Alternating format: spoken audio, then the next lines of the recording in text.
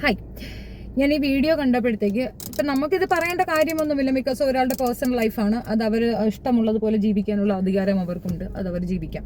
പ്രത്യേകിച്ച് സോഷ്യൽ മീഡിയയിലൊക്കെ ഫെയിമായി സെലിബ്രിറ്റി മോഡിൽ നിൽക്കുന്ന ഒരു പെൺകുട്ടിക്ക് എന്തുകൊണ്ട് ഇത് പറ്റത്തില്ല എന്നൊക്കെ ചോദിച്ചു കഴിഞ്ഞാൽ ഒന്നും പറയാനില്ല. ഇറ്റ്സ് വെരി ക്വൈറ്റ് നാച്ചുറലായ ഒരു കാര്യമാണ്.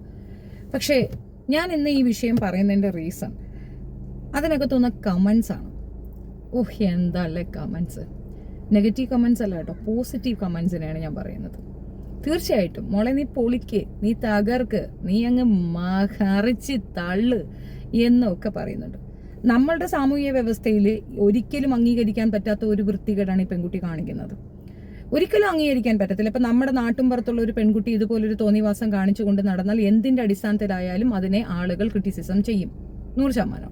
ഇപ്പോൾ പോയിരിക്കുന്നത് സ്ഥലം ഒരു ഷൂട്ടിംഗ് ലൊക്കേഷനാണോ, ജോലിയുടെ ഇതിനു വേണ്ടി പോയതാണോ? അല്ല, അങ്ങനെ എവിടെയും പറയുന്നില്ലല്ലോ. പുള്ളിക്കാരത്തി പോയത് എന്തിനാണ്? എൻജോയ്മെന്റ്. സോ ഇസ്ലാം മത നിയമപ്രകാരം ജീവിക്കുന്ന ഒരു പെൺകുട്ടി, അതിൽ കൂടെ റീച്ചായ ഒരു പെൺകുട്ടി ഇപ്പോൾ ഇത് കാണിക്കുമ്പോൾ തീർച്ചയായിട്ടും ഇസ്ലാം മതവിശ്വാസികളായ ഒരു പറ്റം ആൾക്കാർക്ക് കുരുപൊട്ടും. അത് കുരുക്കളാണോ എന്ന് ചോദിച്ചു കഴിഞ്ഞാൽ മനഃപൂർവ്വമായി ആരെങ്കിലും അവൾക്ക് കമന്റ് ഇടുന്നെങ്കിൽ സ്വന്തം വീട്ടിലെ കുട്ടിയാണ് എന്നൊരു തോന്നലിലാണ് അത് ചെയ്യുന്നത്. അവരങ്ങനെ കണ്ടിരുന്നു. അവരങ്ങനെ കണ്ടതുകൊണ്ടാണ് അവർ ആ കമന്റ് അവിടെ കൊണ്ടുവന്നിടുന്നത്. അതിന്റെ താഴെ വന്ന് വെളുപ്പിക്കാൻ വരുന്നവർ അവളുടെ വസ്ത്രത്തിന് എന്താ കുഴപ്പമെന്ന് ചോദിക്കുന്നു. ഇവിടെ വസ്ത്രമല്ല അവർ ഉദ്ദേശിക്കുന്നത്. അതിനകത്തൊരു കമന്റ് വായിക്കാം. ആ കമന്റിൽ പറയുന്നത് ഇപ്പോൾ ജാഫറിന് കുഴപ്പമില്ലെന്ന്. ജാഫർ ഇതിനു മുമ്പ് പറഞ്ഞ സ്റ്റേറ്റ്മെന്റുകൾ വെച്ചിട്ടാണ് ആ ഒരു ക്വസ്റ്റ്യൻ തന്നെ അവിടെ വന്നിട്ടുള്ളത്. പക്ഷെ അതിനെപ്പറ്റിയൊന്നും ഒരു മറുപടിയില്ല. പകരം അവളുടെ ഡ്രസ്സിന് എന്താ കുഴപ്പം, ജാഫറിന് കുഴപ്പമുണ്ടെങ്കിൽ നിങ്ങൾക്ക് എന്താ കുഴപ്പം? അത് ഞങ്ങൾക്ക് മനസ്സിലായി. നല്ലൊരു പേരന്റ് ആണെങ്കിൽ 100% മകളെ ഇങ്ങനെ ഈ രീതിയിൽ അവഹേളനത്തിന് വിട്ടുകൊടുക്കത്തില്ല എന്നുള്ളതാണ്. ഇപ്പോൾ ഫാമിലി വ്ളോഗൊക്കെ ചെയ്യുന്നവർക്ക് നല്ല വ്യൂ ഉണ്ട്, അത്യാവശ്യം നല്ല വരുമാനമുണ്ട്, ഒക്കെയുണ്ട്. മകൾ അങ്ങനെ ഒരു എംടി സ്റ്റോണ് കണ്ടുപിടിക്കുകയും ആ എംടിനെസ്സിലേക്ക് ഒരാളെ കുത്തിക്കയറ്റുകയും പിന്നീട് അത് നമ്മൾ വിവാഹം എന്ന രീതിയിൽ പറയുമ്പോൾ അല്ല, ഞങ്ങൾക്ക് ക്ലാരിറ്റി എത്തിയിട്ടില്ല എന്നൊക്കെ പറയുമ്പോൾ എന്താണ് ഈ സപ്പോർട്ടിങ് കമന്റ് ഇടുന്നവർ കൊണ്ട് ഉദ്ദേശിക്കുന്നത്? ഒരു കാര്യം പറയാം, ഇതിനകത്ത് സപ്പോർട്ട് കമന്റ് ഇടുന്ന ഒരാൾ പോലും ഈ പെൺകുട്ടിയുടെ ലൈഫോ അതിന്റെ ഫ്യൂച്ചറിനെ പറ്റിയോ ചിന്തിക്കുന്നവരല്ല. ഞാൻ അതിനകത്തൊരു കമന്റ് ഇട്ടിട്ടുണ്ട്. ഓഫ്കോഴ്സ് എൻ്റെ കമന്റ് ഇതാണ്: ഇടയ്ക്ക് നമ്മുടെ സിൽക്ക് സ്മിതയുടെ ലൈഫ് ഒന്ന് ആലോചിച്ച് നോക്കണം. ഇപ്പോൾ സിൽക്കിനേക്കാൾ കൂടുതൽ വൾഗറിസം ഒക്കെ കാണിക്കുന്നവരുണ്ട്. അതെല്ലാം അക്സെപ്റ്റബിൾ ആണ്. കാരണം അന്നത്തെ കാലഘട്ടത്തിൽ അത് അക്സെപ്റ്റബിൾ അല്ലായിരുന്നു. അതൊരു കാറ്റഗറൈസ് ചെയ്ത ഒരു ഇതായിരുന്നു, അങ്ങനെയുള്ള ചടുല നൃത്തങ്ങൾ. ഇന്ന് അത് കോമൺ ആയിട്ടുണ്ട്. അങ്ങനെ കോമൺ ആകുന്ന ഒരു കാലഘട്ടത്തിൽ നിങ്ങളത് ചെയ്താൽ ഒരു കുഴപ്പവും വരത്തില്ല. പക്ഷെ അതല്ലാത്ത ഒരിടത്തേക്ക് അങ്ങനെ എടുത്തു ചാടുമ്പോൾ സമൂഹത്തിൽ നിന്ന് കിട്ടുന്ന അവഹേളനം, ഒറ്റപ്പെടുത്തൽ, അത് സഹിക്കാൻ വയ്യാതെ അവസാനം സൂയിസൈഡ് ചെയ്യേണ്ടി വന്ന ഒരു വ്യക്തിയാണ് നമ്മളുടെ സിൽക്ക് സ്മിത. അതേപോലെ ഒരുപാട് പേര് ചെയ്തിട്ടുണ്ട്. ഒത്തിരി പേര് അതേപോലത്തെ ഐറ്റം ഡാൻസ് ഒക്കെ നടത്തിയിട്ടുണ്ട്. അവർക്കൊക്കെയുള്ള അക്സെപ്റ്റൻസ് എന്തായിരുന്നു എന്ന് മനസ്സിലാക്കുക. സമൂഹം അംഗീകരിക്കത്തില്ല. മേ ബി മറ്റാരെക്കാൾ പ്രിഷ്യസ്നെസ്സോ വെർജിനിറ്റിയോ ഒക്കെ ഉണ്ടായിരിക്കാം, ഇല്ലാന്നൊന്നും പറയുന്നില്ല. പക്ഷെ സൊസൈറ്റി അത് അംഗീകരിക്കത്തില്ല. അപ്പോൾ അത് സ്വാഭാവികമായി ആളുകൾക്ക് തോന്നുന്ന ഒരു മാനസിക പ്രയാസം. കാരണം ആദ്യമേ ഇതായിരുന്നില്ല. ഒരു തലയിൽ നിന്ന് തട്ടമിറങ്ങാത്ത, ഇസ്ലാമിന്റെ അത്രയും വലിയ വക്താവായ, പെർഫ്യൂം അടിക്കുന്നത് പോലും ഇസ്ലാമികമല്ല എന്ന് പറഞ്ഞ് മനസ്സിലാക്കി അതിന്റെ പേരിൽ റീച്ചായ ഒരു പെണ്ണാണതെന്ന് ഓർത്തോണം.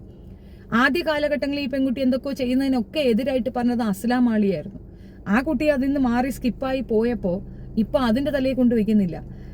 ഇപ്പോൾ പ്രശ്നം അവിടെ കമന്റ് ഇടുന്നവർക്കാണ്. മുൻപ് അങ്ങനെയായിരുന്നില്ല. അസ്ലാം ആളിയായിരുന്നു പ്രശ്നം. അസ്ലാം ആളിയാണ് ഇവളെ ചീത്തയാക്കുന്നത്, അസ്ലാം ആളിയാണ് ഇവളെ ഇതാക്കുന്നതെന്ന്. എന്തെങ്കിലും ഒരു നല്ല കാര്യം പറഞ്ഞു കൊടുത്താൽ അവരുടെ പേഴ്സണൽ ലൈഫ് എടുക്കുക, അവരെ ഉപദ്രവിക്കുക എന്നതിനപ്പുറം ഒരിക്കലും ഒരാളും തിരുത്താൻ പോകാറില്ല. നമുക്കിതിനകത്തൊന്നുമില്ല. ആ കുട്ടിക്ക് അതിൻ്റെ റൈറ്റ്സ് ആണ്. അതിനെങ്ങനെ വേണോ ജീവിക്കാം, അതിനെങ്ങനെ വേണോ നടക്കാം, അതൊന്നും തർക്കമില്ല. പക്ഷെ കമന്റ് ഇടുന്നവരെ പ്രതിരോധിക്കുന്നവർ അവിടെ ഡ്രസ് കോഡ് പറ്റിയിട്ടാണ് പറയുന്നത്. അവിടെ ആരും ഡ്രസ് കോഡല്ല പറയുന്നതെന്നുള്ളത് ഓരോ കമന്റും നോക്കി അറിയാം. ഓരോ കമന്റിലും ഓരോരുത്തരും വന്ന് പറയുന്നത് അവഹേളനമല്ല, അവരുടെ ഉള്ളിലുള്ള ഒരു പെയിനാണ്. നമ്മളുടെ ചുറ്റുവട്ടത്തുള്ള ഒരു കുട്ടി, നമ്മളുടെ ഒരു ബന്ധുവായ കുട്ടി, ആ കുട്ടിക്ക് സംഭവിക്കുന്ന അപജയം, അതിൽ നിന്ന് അവളെ പിന്തിരിപ്പിക്കാനുള്ള ശ്രമങ്ങളാണ് ചെയ്യുന്നത്. അത് അവർക്ക് ആവശ്യമുണ്ടോ എന്ന് ചോദിച്ചാൽ നോട്ട് നെസസറി. ഒരാൾ അങ്ങനെ പോകാൻ ഉദ്ദേശിക്കുന്ന അങ്ങനെ തന്നെ പോയിക്കോട്ടെ എന്നുള്ളതാണ്. ഇതിനെ ന്യായപ്പെടുത്തുന്നവർ സത്യം പറഞ്ഞാൽ അവളുടെ ശത്രുക്കളാണ്. അത് അവൾക്ക് മനസ്സിലാകത്തില്ല. മനസ്സിലാകുന്ന ദിവസം വളരെ വൈകിയും മറ്റും ഉണ്ടാകും. ഒരുപാട് വൈകി പോകും എന്നുള്ളതാണ്. ആരെയെ തോൽപ്പിക്കാൻ സ്വയം കൊല്ലുന്ന ഒരു പരിപാടിയാണ് ആ കൊച്ചി ഇപ്പം ചെയ്യുന്നതെന്ന് എനിക്ക് മനസ്സിലായിട്ടുള്ളത്. അപ്പം അതിനകത്ത് എക്സ്പ്ലനേഷൻ കൊടുക്കുന്ന ഡ്രസ്സിന് എന്താ കുഴപ്പം, ഡ്രസ്സ് നല്ലതല്ലേ, ആ ഡ്രസ്സ് ഇട്ടോട്ടെ, ഈ ടൈമൊക്കെ പറയുന്നവന്മാർക്ക് ഒറ്റ ഇൻറ്റൻഷനേ ഉള്ളൂ, കൂടുതൽ അവൾ വൾഗറാവുക, കൂടുതൽ എക്സ്പോസ് ആവുക, കൂടുതൽ അവൾ നാശത്തിലേക്ക് പോകുക. അത്തരം നാശത്തിലേക്ക് പോകുമ്പോൾ അതിൽ കിട്ടുന്ന ഒരു സാറ്റിസ്ഫാക്ഷൻ, സൈക്കോ, ആ പരിപാടിയാണ് അവിടെയുള്ള ഈ സപ്പോർട്ടീവ് കമൻസിനിടുന്നത്. ഒറ്റ ചോദ്യം മാത്രമേ എനിക്കുള്ളൂ, നിങ്ങളുടെ വീട്ടിലുള്ളൊരു കുഞ്ഞ് ഇതുപോലൊരു ചെയ്താൽ നിങ്ങളിങ്ങനെയാണ് പ്രതികരിക്കുക? ഓക്കെ മോളെ പോയിക്കോളൂ, നോ പ്രോബ്ലം, കൂത്തടിച്ചിട്ട് വന്നോളൂ എന്ന് പറയുമോ? ആണുങ്ങൾക്കും പെണ്ണുങ്ങൾക്കും പ്രത്യേകിച്ച് ഈ മതവിഭാഗത്തിലുള്ള കുട്ടികൾക്ക് ഭയങ്കരമായ റെസ്ട്രിക്ഷൻസ് ഉള്ള ഒരിതാണ്. മാത്രവുമല്ല, ആകെ നനഞ്ഞു ഇനി കുളിച്ച് കയറാമെന്നുള്ളൊരു ടേമുണ്ടല്ലോ. ഇവളുടെ സഹോദരന് ഉൾപ്പെടെ നാണക്കേട് വരും, തീർച്ചയായിട്ടും വരും. നാളെ ആ കുട്ടി തിരിഞ്ഞെന്ന് പറയുകയും ചെയ്യും. അതൊക്കെ ഉണ്ടാകും. അപ്പോഴും ഇതൊക്കെ പറയുന്ന നമുക്കായിരിക്കും കുറ്റം. ഇപ്പം നമുക്കായിരിക്കും കുറ്റം വരും, അയ്യോ നമ്മളെപ്പോൾ വേണമെങ്കിൽ തൂക്കിക്കൊല്ലും. പറയാനുള്ളത് പറയുന്നു, അത്രയേ ഉള്ളൂ.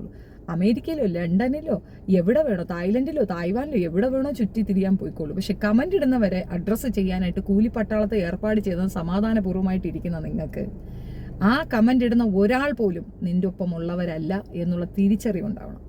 അവനൊരു പിന്നെ ഇത് തിന്നിട്ട് തൂരോട്ട് എറിയുന്ന ഒരു സീൻ, അതിൽ നിന്ന് വ്യക്തമാണ് അവനെന്ന വ്യക്തി അവൾക്ക് കൊടുക്കുന്ന വാല്യൂ എന്താണെന്ന്.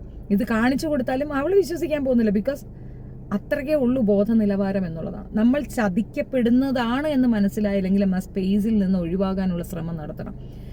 ഈ പലരും പറയും എനിക്ക് ഒറ്റയ്ക്ക് ജീവിക്കുക പ്രായോഗികമല്ല, എനിക്കൊരു സപ്പോർട്ടർ വേണം, സുഹൃത്ത് വേണമെന്ന്. നമ്മളുടെ ഏറ്റവും നല്ല സുഹൃത്ത് നമ്മളായിരിക്കണം. അങ്ങനെയുള്ള ഒരു സ്ത്രീയെ ഒരാൾക്കും തകർക്കാനാകത്തില്ല. ഏറ്റവും സൂപ്പറായിട്ട് നമുക്ക് വിശ്വസിക്കാൻ പറ്റുന്ന ഒരേ ഒരു വ്യക്തി ലോകത്തിൽ അത് നമ്മൾ തന്നെയാണ്. നമുക്ക് നമ്മളോട് കമ്മ്യൂണിക്കേറ്റ് ചെയ്യാൻ പറ്റണം.